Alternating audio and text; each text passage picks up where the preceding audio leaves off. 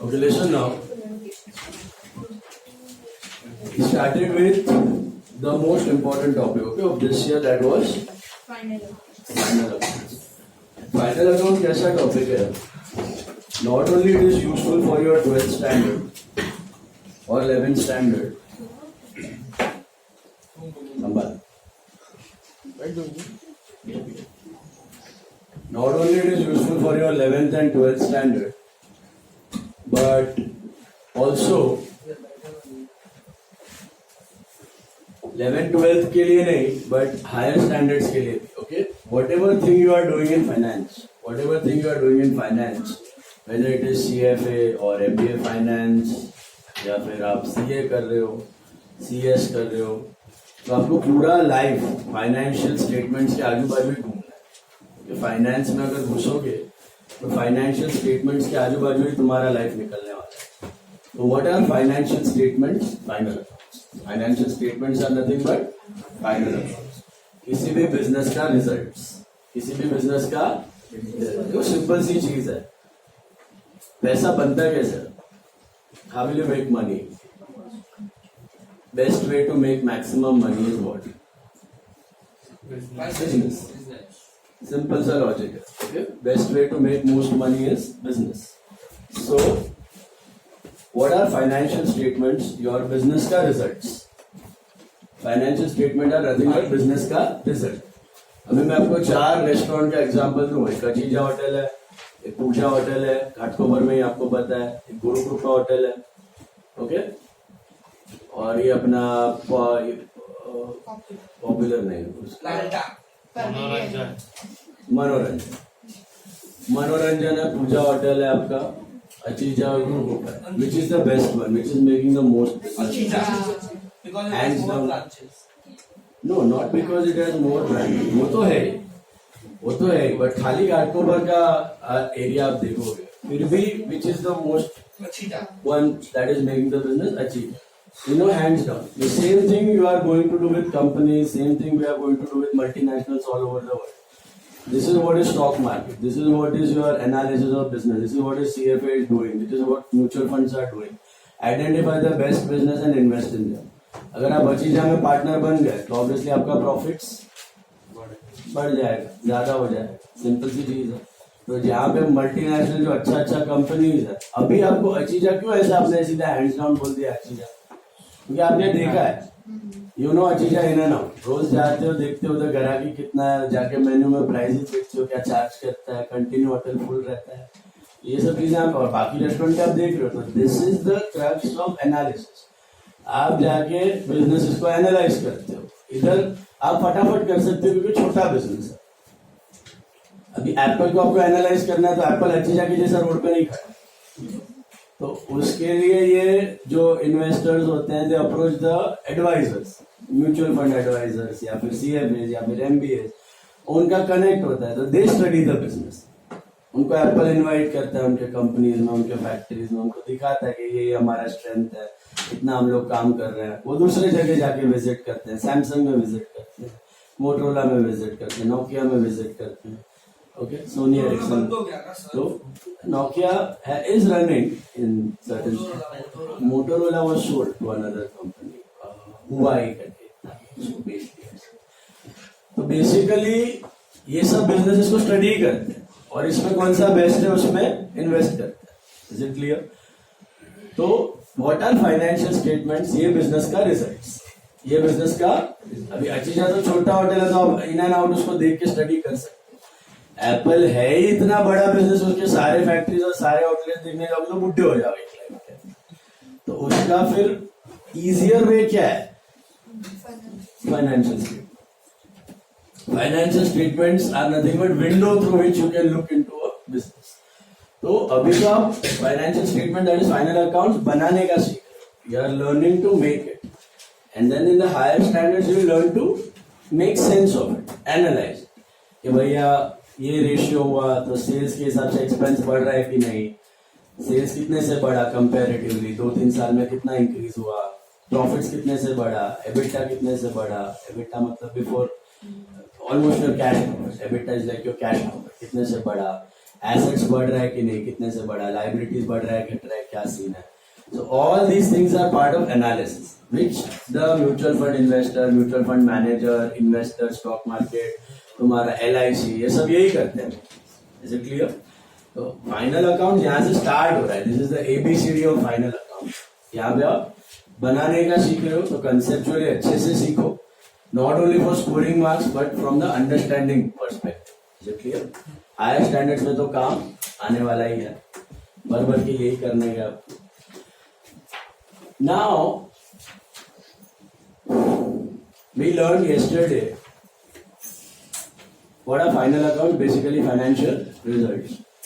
Why do we make them? For two main things. Calculate profit or loss. Profit or loss is the result of one single year. And to know the value of its assets and liabilities. Correct.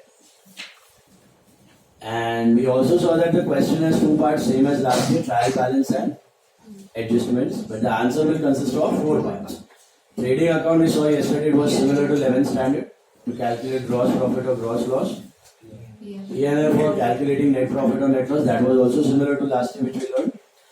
What type of expenses go under trading account? Related to production. Related to purchase and production, direct expenses, and not related to purchase production, indirectly go to P&L. Now this is a theoretical list, याद रखना. Practically हर एक business के कुछ direct expense होते हैं, कुछ indirect होते हैं. वो बिजनेस के अंदर रह के आपको समझने हैं.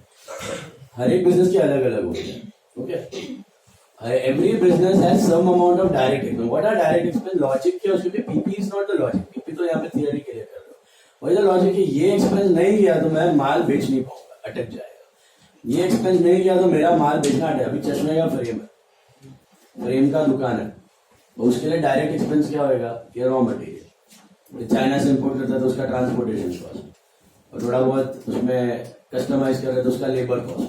तो ये उसका हो गया डायरेक्ट एक्सपेंस. ये हो गया उसका direct expense. Mainly it is material, overheads and transportation, wages and labour. ये रहता है freight, wages, labour, material, transportation. ये डायरेक्ट होता है. उसके अलावा सब advertisement, insurance, rent, electricity, employ expense, salary, ये सब क्या हो जाता है? आपका इनडायरेक्ट एक्सपेंस हो जाता है. ओके, इससे बिजनेस अटकने वाला नहीं. आप शॉप में 4 एम्प्लॉय की जगह 2 रख दो, 2 पे 4 का काम ठोक दो, तो फिर फ्रेम्स आना जाना अटकने वाला नहीं है. रॉ मटेरियल का पैसा नहीं दोगे तो फ्रेम्स ही नहीं आएंगे. ट्रांसपोर्ट का पैसा नहीं दोगे तो चाइना से यहाँ पे इम्पोर्ट ही नहीं कर पाओगे. तो ऐसा सीन है. तो हर एक बिजनेस का डायरेक्ट और इनडायरेक्ट एक्सपेंस अलग होता है. डायरेक्ट का मतलब जरूरी, इसके बिना सेल्स होने वाला नहीं. इनडायरेक्ट का मतलब सेलेबल कंडीशन में गुड्स आ गया, एक बार सेलेबल कंडीशन में आ गया, बेचने लायक बन गया, उसके बाद जो खर्चे हो रहे हैं शायद कम ज्यादा भी कर सकते हो, चेंजेस भी कर सकते हो. Rent, electricity, commission, advertisement. Okay, कम ज्यादा भी करोगे तो भी अटकने वाला.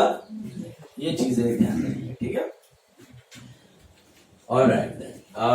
We saw the 3 formats of trading, P&L, and the last one we saw was capital or current account. Anyone remembers what is a capital or current account? Sir, all the capital का जो transaction होगा वो पहले उसमें आएगा, so that means there have to be changes in the balance sheet. Normally हम लोग changes balance sheet में दिखाते हैं ना, प्लस माइनस करके. इसकी जगह will make a capital account. बराबर है? और कैपिटल में प्लस कर रहे हो क्रेडिट साइड, माइनस कर रहे हो debit side. Is this clear? Plus कर रहे हो क्रेडिट साइड, माइनस कर रहे हो डेबिट साइड. क्यों इससे समझ में आया? Capital is a type of internal liability, और लायबिलिटी का लॉजिक क्या? बढ़ा तो क्रेडिट, घटा तो डेबिट. सब कुछ बेसिक्स पर ही है. लायबिलिटी का रूल अप्लाई करना है. क्रेडिट मतलब बढ़ा, डेबिट मतलब घटा, क्रेडिट मतलब ऐड, डेबिट मतलब सब्ट्रैक्ट. तो जो भी ओपनिंग बैलेंस है वो क्रेडिट में आएगा. फिर ऐड वाले आइटम्स कौन से होंगे? ऐड वाले आइटम्स में जैसे कि ड्रॉइंग्स है तो कहाँ जाएगा? डेबिट में जाएगा. नेट प्रॉफिट है तो क्रेडिट में जाएगा. नेट लॉस है तो डेबिट में जाएगा. सैलरी टू पार्टनर है तो क्रेडिट. क्योंकि कैपिटल बढ़ता है ना, payable. Business gives it to partner, business gives it to partner, तो क्रेडिट साइड. इंटरेस्ट कैपिटल घटा ना अगर सैलरी दिया तो सैलरी टू पार्टनर मतलब business is giving it to partner, तो आउटस्टैंडिंग सैलरी होगा, पेएबल होगा. तो बिजनेस का एक्सपेंस P&L डेबिट, और लायबिलिटी देना बाकी है आउटस्टैंडिंग. तो normal liability third party, outstanding salary. ये वाला क्या है, ओनर को देना है, you can add it to capital, Paid the salary. Paid है तो सैलरी टू कैश, लेकिन पार्टनर को भी सैलरी पे नहीं करता है, बट सर अगर पेड आया, पेड सैलरी, वो थर्ड पार्टी का एम्प्लॉय का, तो कैपिटल में नहीं आता है ना. Salary to cash, PNL debit expense और कैश में से लेस, और जब भी पार्टनर का तो वो पेएबल रिसीवेबल ही है. पार्टनर का पेबल रिसीवेबल ही रहेगा हमेशा. Okay, so salary to partner will be capital which side, credit side, so देना बाकी है. What about interest on capital, वो भी credit side. What about commission to partner, वो भी क्रेडिट साइड. और what about interest on drawings, वो उससे देना बाकी. और ये क्राइटेरिया भी याद रखना कि interest on capital is always calculated for how many months, capital पे 12 महीने, ड्रॉइंग पे 6 महीने. क्यों ऐसा याद है, एग्जाम्पशन कैपिटल एक साथ रहता है बिगिनिंग से एंड तक ईयर में. जैसे लोन आप 12 महीने तक वापरा, उस पर इंटरेस्ट पे किया, वैसे कैपिटल भी 12 महीने तक वापरा, उस पर पेपर इंटरेस्ट. बट ड्रॉइंग्स क्या एक साथ निकाल के लेके जाता है, थोड़ा थोड़ा थोड़ा थोड़ा करके लेके जाता है, इसके लिए उसका एवरेज किया जाता है. 6 महीने का इंटरेस्ट ड्रॉइंग्स पे कितना, 6 महीने, कैपिटल पे 12 महीने. ओके, तो पार्टनर कुछ भी मतलब उनको चाहिए रहता मनी तो हम लोग ड्राइंग्स में ले लेते हैं, ड्रॉइंग्स में ले लेते हैं, और कर कोई सोच नहीं रहा. और कोई सोर्स नहीं होता. बिजनेस में कैश निकालना है तो ड्रॉइंग से एक सोर्स है, सिंपल. ओके, और डालना है तो कैपिटल, बराबर. अच्छा, कभी कभी पार्टनर्स दो तरह के मेथड फॉलो करते हैं, एक होता है फ्लक्चुएटिंग कैपिटल मेथड, एक होता है fixed capital. What is the difference between the two? It's very simple. When you make all the changes in capital, जो हमने अभी किया, it's called as which method, fluctuating capital method. But when you keep the capital fixed, when you want to keep the capital fixed, you open a new account to show all the changes. That is current account. So capital में कुछ भी change दिखेगा, कुछ भी salary, net profit, interest on capital दिखेगा नहीं. ये सब सारी चीजें किसमें दिखेंगी, करंट. सेम एंट्रीज, क्रेडिट बढ़ा, डेबिट घटा, ओपनिंग क्लोजिंग सब से, यानी किसमें करोगे आप, करंट. और फिर कैपिटल कहाँ दिखा दोगे in that situation, directly in the balance sheet, balance sheet liability में दिखा दोगे capital. Is it clear? And all the changes in current, and current will also go to liabilities, current will also go to liabilities. And what is the difference then, why have they followed fixed capital, what happened because of fixed capital. Fixed capital में क्या scene हो गया, why do we follow जितना भी capital invested है पूरा time, original capital invested अलग दिखेगा और उसके ऊपर का मलाई अलग. आपने 10 लाख रुपए डाले हैं बिजनेस में तो वो अलग दिखेंगे, तो कमाया हुआ interest, salary, net profit 4 lakh रुपया अलग दिखेगा. तो वो सर लायबिलिटी में अलग ही नीचे अलग दिखेगा. कैपिटल फिर करंट, कैपिटल फिर करंट. मतलब हम लोग जैसे कैपिटल में लेफ्ट साइड पे ऐड करते हैं, जैसे अभी कैपिटल सीधा राइट साइड कॉलम नहीं आएगा ना. हाँ सीधा इंडिविजुअल पार्टनर इनर कॉलम, फिर सब total in the outer column. Individual partner है ना दो उनका इनर कॉलम देखो दिया है, वही है balance sheet. Next part is balance sheet. What is balance sheet? What does it give you? Information क्या बताता है ये? Assets and liability मतलब बिजनेस कितना ओन करता है. Real strength of the business is the value of its assets. कोई भी बिजनेस का strength is the value of its assets. इसलिए पहले के जमाने में most of the businesses were manufacturing business. तो plant, machine, building, property, shares, these are the tangible assets. इसको बेचोगे तो पैसा आएगा. आज के तारीख में most of the businesses work on asset light model. ये जो ई बिजनेसेस होते हैं, internet businesses, they work on asset light model. Asset light मतलब अभी व्हाट्सएप था, $18 बिलियन में खरीदा गया उसको 8-10 साल पहले. फेसबुक अक्वायर्ड व्हाट्सएप, तो $18 बिलियन, ऑलमोस्ट 1 लाख करोड़, 1 लाख करोड़ में उसको खरीदा. लेकिन उसका टेंजिबल एसेट 100 करोड़ से ऊपर नहीं था. टेंजिबल एसेट 100 करोड़ से ऊपर 1 लाख करोड़ में लिया, फिर भी 100 करोड़ से ऊपर टेंजिबल एसेट्स. टेंजिबल मतलब उसका सर्वर्स, उसका बिल्डिंग, उसका ऑफिस. 100 करोड़ से ऊपर बाकी हवा का पैसा. App, technology. So now they work on asset. इसको इंटेलेक्चुअल प्रॉपर्टी बोलते हैं. क्या बोलते हैं? They are intangible assets, they are intangible. दूसरा कोई बंदा व्हाट्सएप नहीं बना सकता, उसका टेक्नोलॉजी रजिस्टर्ड है, उसका कोड्स रजिस्टर्ड है. No one can make another WhatsApp now. Similar बना सकता है लेकिन सेम नहीं बना सकता.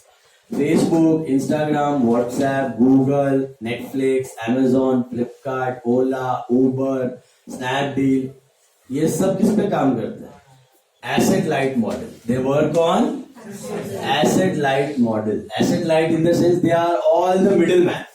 खाली ऑनलाइन एक दूसरे को कनेक्ट करने का पैसा मार, समझ में आ रहा है? ओला का खुद का कोई एसेट ही नहीं, खुद की गाड़ियां नहीं है, उबर की खुद की गाड़ियां नहीं है। ओला इलेक्ट्रिक खुद का खाली एक छोटा सा मैन्युफैक्चरिंग यूनिट चालू करके बैठा, but that's a different business. Scooter वूटर जो बनाना, अभी भी चालू है। हाँ, बट मेन काम उसका क्या है? Connecting the third parties. Flipkart Amazon का खुद का कुछ नहीं है माल, वो तो अभी छोटा सा ब्रांड अमेजोन ने खुद का निकाला है, बट अदरवाइज खुद का माल वो नहीं, वो सप्लायर और बायर को कनेक्ट करता है। इंडिया मार्ट भी क्या है? इंडिया मार्ट होलसेल मार्केट है पूरा। आपको अगर धंधा चालू करना है तो आप इंडिया मार्ट से माल खरीदो और रिटेल में बेच सकते हो। वो आपको खाली सप्लायर मैन्युफैक्चरर को आपके साथ कनेक्ट करता है। So they work on asset light model, intellectual property। इसीलिए ऐसे बिजनेसेस को डैमेज करना इजी है, इनका कंपटीशन बहुत फास्ट बढ़ जाता है। फ्लिपकार्ट है, वो पहले अमेजोन था तो फ्लिपकार्ट आ गया, स्नैपडील आ गया, ईबे आ गया, चले थोड़े बहुत मिंत्रा है, फिर अपना वो एजियो है, मीशो है। तो ऐसे बिजनेस को ठोकना बहुत इजी है, क्योंकि आप क्या कर रहे हो? आपका ठोकना मतलब तोड़ना, मारना, पीटना। तो तोड़ना बहुत इजी है, क्योंकि आपका खाली लिंक्ड बिजनेस है। मैन्युफैक्चरर और कस्टमर को खाली क्या कर रहे हैं? लिंक करना है। उनका इनहेरेंट कुछ ऐसा चीज, अभी जोमेटो है तो स्विगी है, कल उठ के जोमेटो पे पाव भाजी 150 का मिल रहा है, स्विगी पे 200 का मिल रहा है, जोमेटो पे खरीदोगे। इसमें 200 का हो गया, उसका 150 हो गया, तो आप इसमें खरीदोगे। प्राइस ऑफ सब्स्टिट्यूट क्या फर्क पड़ता है? अब ऐसे बोले नहीं, मैं तो जोमेटो का लॉयल कस्टमर है, मैं तो बाय करेगा जोमेटो आई लव दिस कुछ नहीं होता। तो that's why to beat this business becomes easier. इसलिए इनका कंसेप्ट क्या होता है? कैपिटल रेज करो, जितना हो सके पैसा डालो, पैसा डालो, पैसा डालो, कंपटीशन को साफ करो। यही बिजनेस में ये लोग लॉसेस करके काम करते हैं। But the moment they become stable, कोई नया बंदा टुप करके उठेगा और नए से बिजनेस खाने का चालू कर सकता है। इसलिए टैंजिबल एसेट्स जितना हो ना बिजनेस में, that is the strength of the business. Okay, land, property, आपका मशीनरी हो गया, इन्वेस्टमेंट्स हो गया, these are the tangible assets which you can sell and make. Intangible का भी वैल्यू है, नो डाउट, प्रॉपर्टी वगैरह का भी, इंटेलेक्चुअल प्रॉपर्टी, पेटेंट्स वगैरह का भी वैल्यू है, but it's easy to replace it. Is it clear? So these are the balance sheets of a trading business. These are the balance sheet of a trading business. So trading business में क्या होता है आपका? Most of the assets are tangible. ये intellectual उस पर काम नहीं करता। ये तो ब्रिक एंड मोर्टर है, आपका दुकान रहेगा, आपका मशीन रहेगा, फैक्ट्री रहेगा, बिल्डिंग रहेगा। उस मॉडल पे retail business is working. Okay, trading business है, होलसेल या रिटेल, व्हाटएवर यू कंसीडर। तो this is the balance of a trading business. याद रखना, इसका बिजनेस में हम लोग ट्रेडिंग, ये सर्विस वाला नहीं है, इंटेलेक्चुअल प्रॉपर्टी वाला नहीं है, रिटेल। Okay, trading. मैन्युफैक्चरिंग का आप सीए में पढ़ोगे, वो भी सिमिलर रहता है।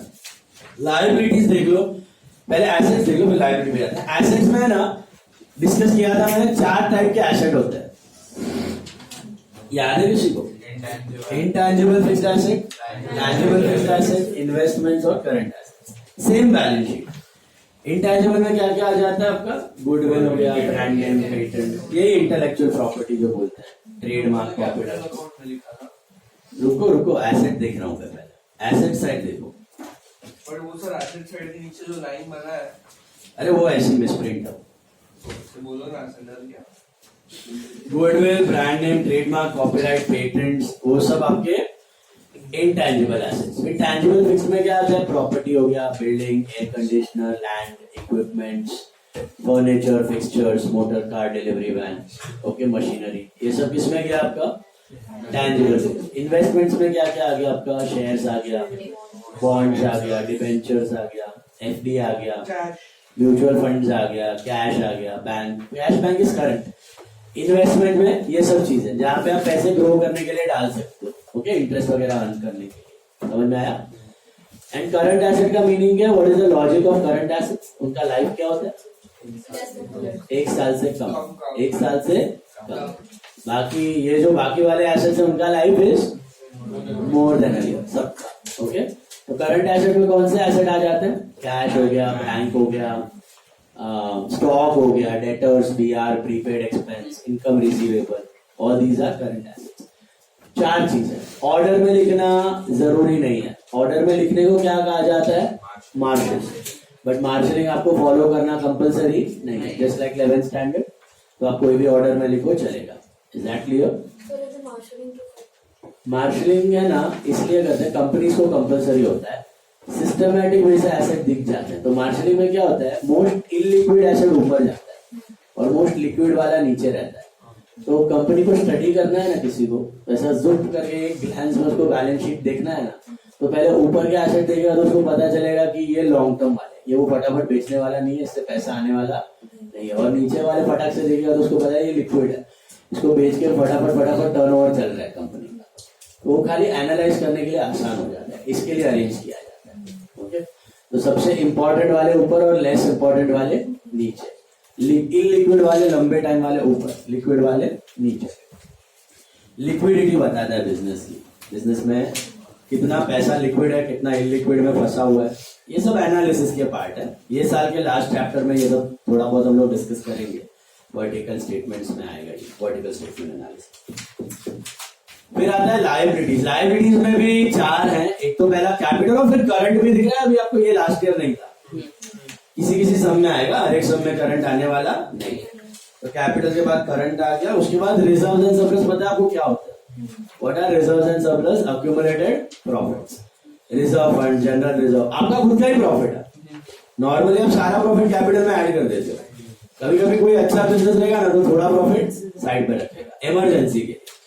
मतलब कैपिटल के सामने का जो पैसा है ना, वो एसेट में इन्वेस्टेड रहेगा। तो कैपिटल का पैसा मशीन फर्नीचर में डाला हुआ रहेगा, बट रिजर्व्स के सामने जो एसेट है ना पैसा, उसको कैश या बैंक फॉर्म में ही रखा जाएगा, लिक्विड फॉर्म में, सो दैट जब भी इमरजेंसी आए तुरंत वो पैसा यूज कर सकते हो। वरना अगर आपने रिजर्व नहीं रखा तो आपको एसेट बेचना पड़ेगा इमरजेंसी के केस में। समझ में आया? Every liability has a corresponding asset. तो रिजर्व के सामने का जो एसेट है वो इन्वेस्ट नहीं किया जाता, उसको लिक्विड फॉर्म में रखा जाता है, लिक्विड कैश या बैंक फॉर्म में रखा जाता है। फिर आता है लॉन्ग टर्म लायबिलिटी, जैसे लोन टेकन हो गया, friends loan, partners loan, business कोई थर्ड पार्टी लोन, ये सारे लोन्स लॉन्ग टर्म है, 1 साल से ज्यादा वाले। और फिर आते हैं करंट लायबिलिटीज। करंट लायबिलिटी मतलब 1 साल से कम वाले। आप इजीली ऑपोजिट के जैसे याद रख सकते हो, डेटर का ऑपोजिट क्रेडिटर, वो करंट एसेट, ये करंट लायबिलिटी। बिल्स रिसीवेबल का ऑपोजिट, अभी आपको क्लियर पता है what is bills receivable, what is bills payable, like debtor like creditor. Then prepaid expense का opposite outstanding expense. Income receivable is asset, तो income receivable advance is liability. Short term loan given, short term loan taken, short term advance given, short term advance taken. Cash और bank balance है तो bank overdraft आ गया।